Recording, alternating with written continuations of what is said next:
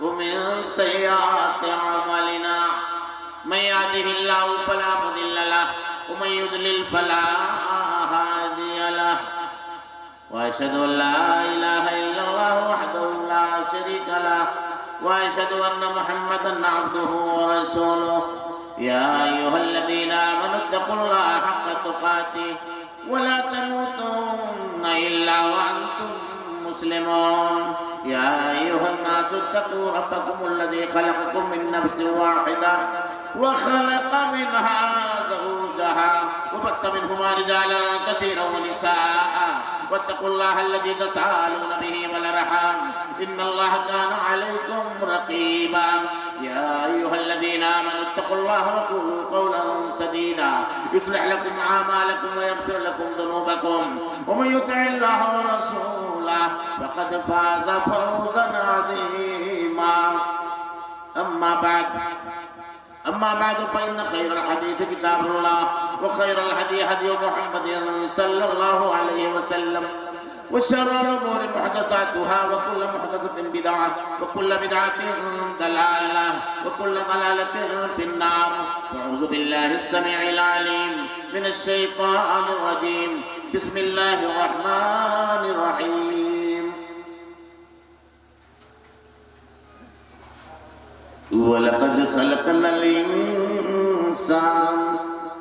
ولقد خلقنا الإنسان من سلالة من طين ثم جعلناه نطفة في قرار مكين ثم خلقنا النطفة علقة فخلقنا العلقة مضغة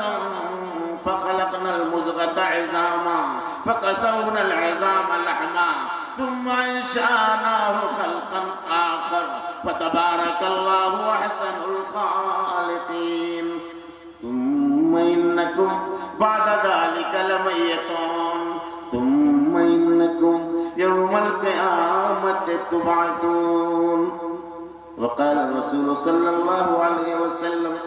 إن القبر أول منازل الآخرة فإن نجا منه أحد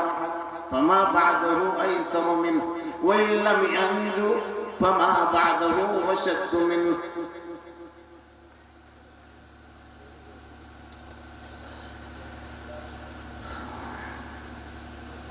ملے خاک میں شاہ کیسے ملے خاک میں شاہ کیسے مکی ہو گئے بے مکان کیسے مکی ہو گئے بے مکان کیسے مٹے نامور کے نشان کیسے مٹے نامور کے نشان کیسے مٹے نامور کے نشان کیسے زمین کھا گئی آسماں کیسے زمین کھا گئی آسماں کیسے اور جگہ جی لگانے کی دنیا نہیں ہے یہ عبرت کی جا ہے تماشا نہیں ہے وہ اجل نے نہ کس راہی چھوڑا نہ دارا اسی سے سکندر سا فاتح بھی ہارا وہ ہر ایک لے کے کیا نہ حسرت سی دھارا ہر ایک لے کے کیا نہ حسرت سی دھارا پڑا رہ گیا سب یہی ٹھاٹ سارا پڑا رہ گیا سب یہی ٹھاٹ سارا اجمی خم ہے تو کیا میں تو حجازی ہے میری اجمی خم ہے تو کیا میں تو حجازی ہے میری اور نغمہ ہندی ہے تو کیا لے تو حجازی ہے میری نغمہ ہندی ہے تو کیا لے تو حجازی ہے میری حاضرین جلسہ خصوصاً اسٹیج پر تشریف فرما علماء اجلہ اور اس سے بھی اخص الخاص ناظم اجلاس استاذ الاساتذہ فضیلت الشیخ عبدالرحیم امینی حفظہ اللہ اللہ رب العالمین آپ کی صحت قائم و دائم رکھے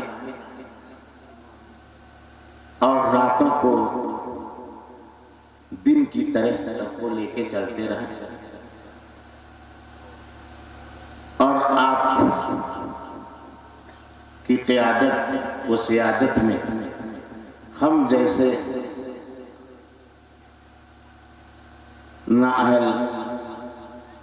اپنی پیاس بجھاتے رہے۔ اللہ رب العالمین نے ہمیں اور آپ کو توفیق دی اور نوجوانوں کو توفیق دی کہ آج بجھا ہوا مقام پر ایک دینی اجلاس کا انعقاد کیا اور ان بچوں کو اللہ نے حوصلہ بخشا کہ جاگ اٹھے، اپنے آبا و اجداد کو بھی جگا دیا، ماؤں کو بھی جگایا، بہنوں کو بھی جگایا اور علماء کرام کا طبقہ بھی جگہ بجگہ سے حاضر ہوا۔ یہ بڑی خوش قسمتی اور بڑی ہی خوش نصیبی ہے۔ چند باتیں پیش کرنا چاہتا ہوں، ایک پیغام دینا چاہتا ہوں میرے بھائیوں کہ یہ جتنے بیٹھے ہوئے انسان ہیں اور صرف بیٹھے ہی نہیں، جتنے لوگ سانس لے رہے ہیں، خواہ وہ مردوں کی ٹیم ہو یا عورتوں کا جتھا ہو، سب کے سب کچھ نہیں تھے۔ ایک منزل آئی کہ کچھ نہیں تھے، ایک منزل آئی کہ مٹی سے بن گئے، ایک منزل آئی پانی سے اللہ نے بنایا، ایک منزل آئی ماں کے پیٹ میں ٹھہر گئے، ایک منزل آئی گوشت خون جمع خون ہو گئے، ایک وقت آیا گوشت کا لوتھڑا بن گئے، ایک وقت آیا گوشت کا ٹکڑا بن گئے، ایک وقت آیا ہڈی بن گئے، ایک وقت آیا ہڈی پہ گوشت چڑھ گیا، ایک وقت آیا دنیا میں آ گئے، ایک وقت آیا دانت نکل آئے، بال نکل آئے، اور ایک وقت آیا حرکت میں آ گئے، ایک وقت آیا کہ ٹک ٹک ٹک ٹک دیکھنے لگے۔ اللہ رب العالمین نے قرآن کریم میں نقشہ کھینچا ہے، وَلَقَدْ خَلَقْنَا الْإِنسَانَ مِنْ سُلَالَةٍ مِّن طِينٍ، ہم نے انسان کو مٹی کے جوہر سے بنایا۔ انسان کا مطلب خواہ وہ مرد ہو یا عورت، ماں اور بہنوں کو بھی مٹی سے بنایا، سارے مردوں کو بھی مٹی سے بنایا۔ اور کیوں ایسا کہا؟ اس لیے کہ سب کے باپ دادا آدم کو مٹی سے بنایا، ان کو تو حقیقی طور پر مٹی سے بنایا، لیکن اولاد آدم کو پانی سے بنایا، نطفہ سے بنا دیا۔ ثم جعلناه نطفة في قرار مكين، ہم نے اس نطفہ کو محفوظ جگہ میں ٹھہرا دیا، شکم مادر میں ٹھہر گئے۔ اور ترتیب تو دیکھیے، پھر ہم نے جمے ہوئے خون کو، پھر ہم نے پانی کو جمع ہوا خون بنا دیا۔ ثم خلقنا النطفة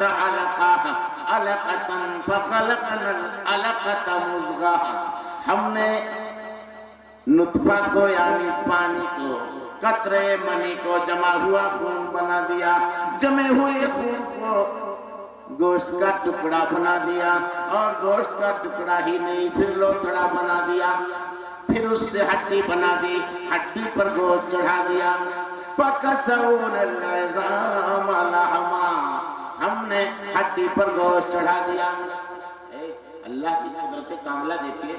اگر اللہ رب العالمین خالی ہڈی بناتا، ایسے بجانے پہ نا ایسے ٹن ٹن ٹن ٹن بجتے ایسے، اگر خالی ہڈی ہوتے تو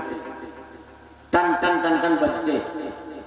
اور اگر خالی گوشت ہوتے تو ادھر ادھر لٹک جاتے، کھڑا ہی نہیں ہو پاتے۔ اس لیے گوشت سے ہڈی بنا کے اسی ہڈی پہ آپ کو کھڑا کر دیا، قائم کر دیا۔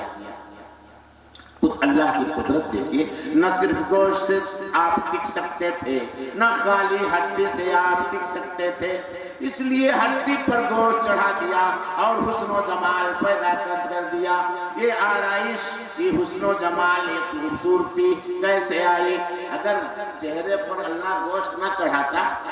تو کریم پاؤڈر برباد، کیا لگاتے اس پر؟ ہڈیاں پہ لگاتے ہیں، ہڈی پہ کریم ٹکا پاتے نہیں۔ کسی گوشت کو اللہ تعالیٰ نے ہڈی پر چڑھا دیا تاکہ آپ طرح طرح کی چیزیں لگا کر کے خوبصورت ہو جائیں، آپ کے اندر حسن و جمال آ جائے، اور خوبصورتی و آرائش کے لیے آپ اس کو سجاتے اور سنوارتے رہیں۔ معمولی اللہ کی قدرت نہیں ہے، کس سے کیا کر دیا اللہ رب العزت نے آپ کو۔ فَكَسَوْنَا